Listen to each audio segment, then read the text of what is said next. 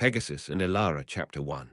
Birth in starlight in an ancient world, where mountains touched the sky and the seas sang songs of ages past. Pegasus was born from a drop of the god's blood.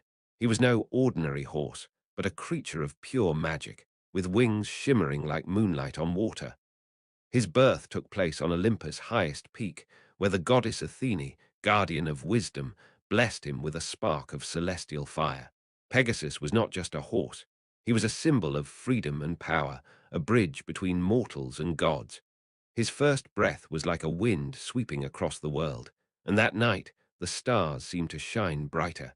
The mortals in the valleys below saw him fly for the first time, his wings slicing through the clouds like a knife through silk.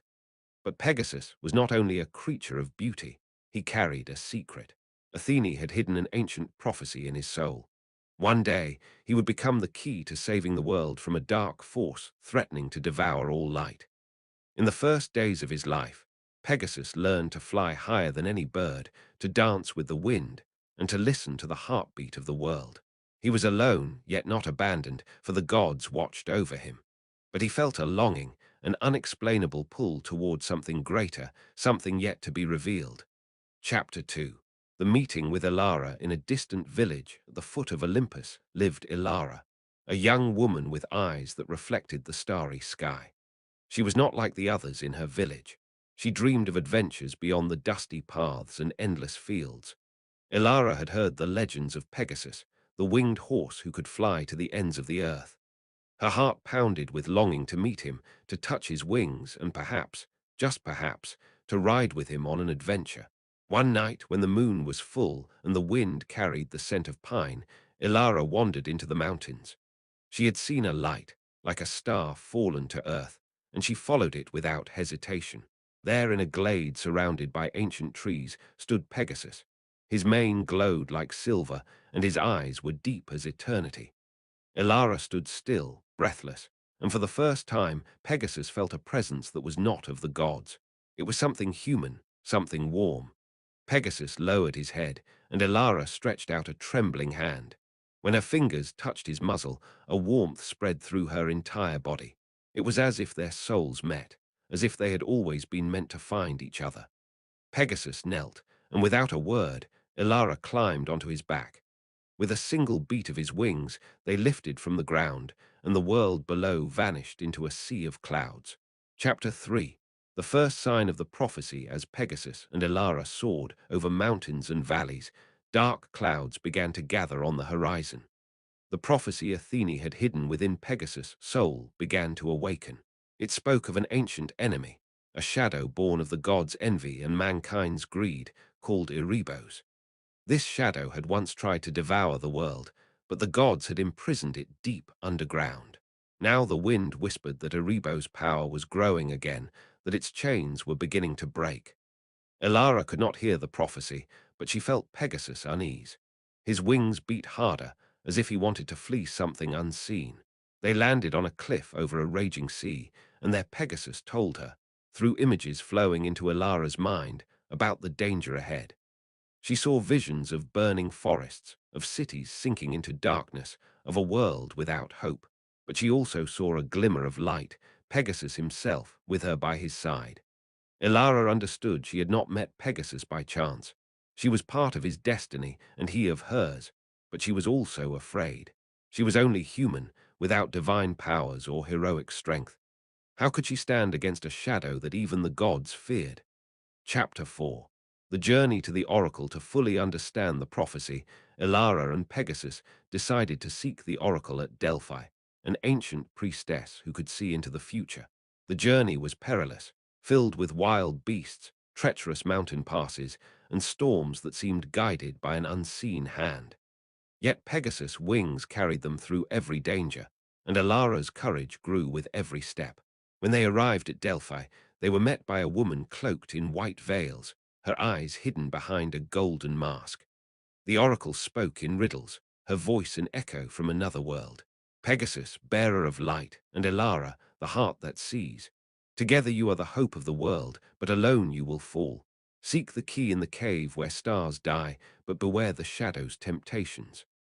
Elara and Pegasus left Delphi with more questions than answers, but they now had a direction: the cave where stars die. No one had ever heard of such a place, but Elara felt the answer lay buried in the world's oldest legends. They set out, determined to find the cave and the key that could stop Erebos. Chapter 5. The shadows' first attack. On their way to the cave, the world began to change. Trees withered, rivers turned to sludge, and the air grew heavy with a suffocating presence.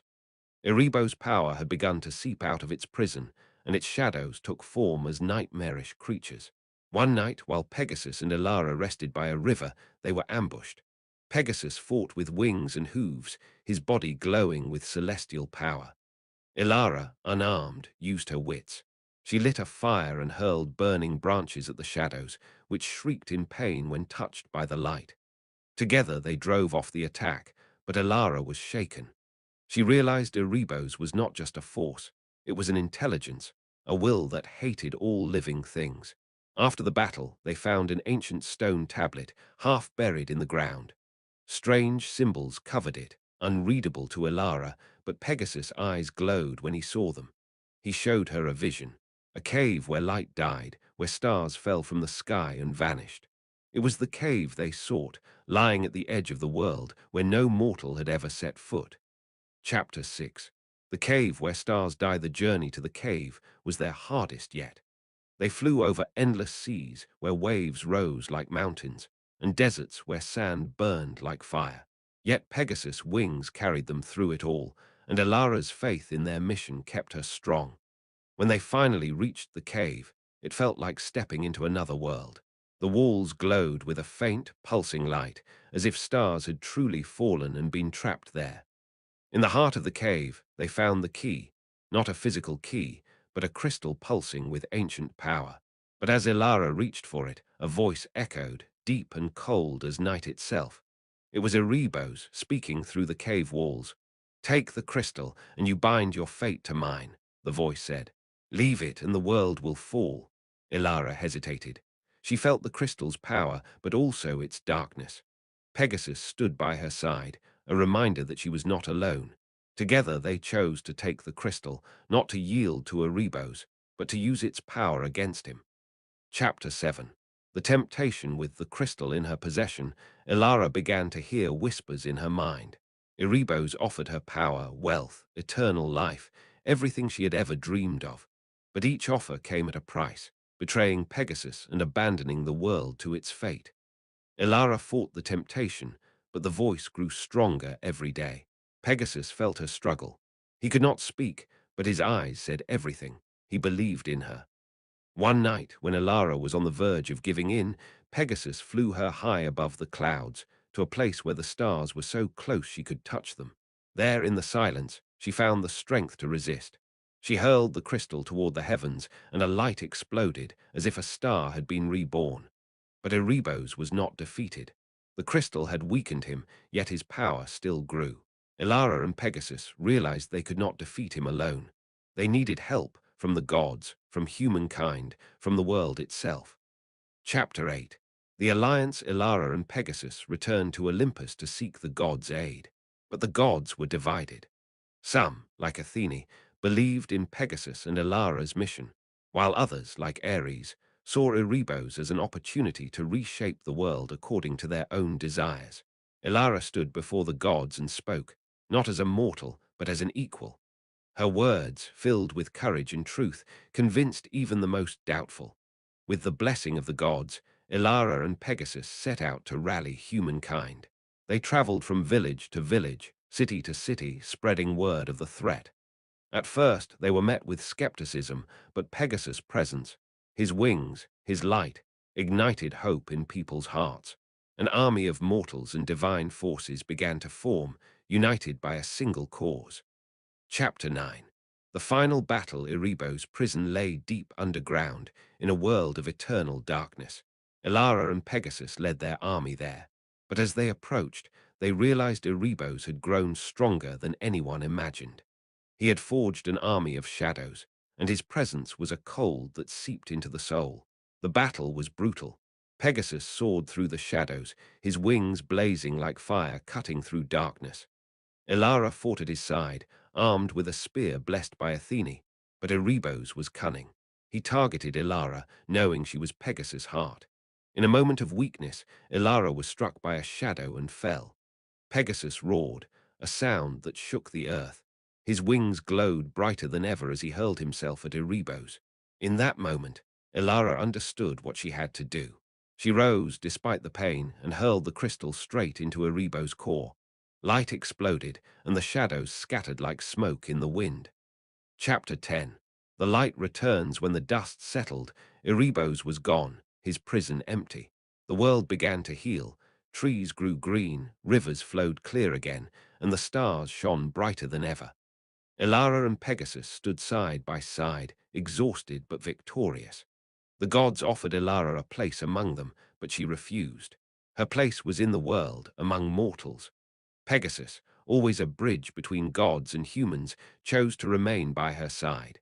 Together they flew across the world, not as heroes, but as friends who had found their purpose.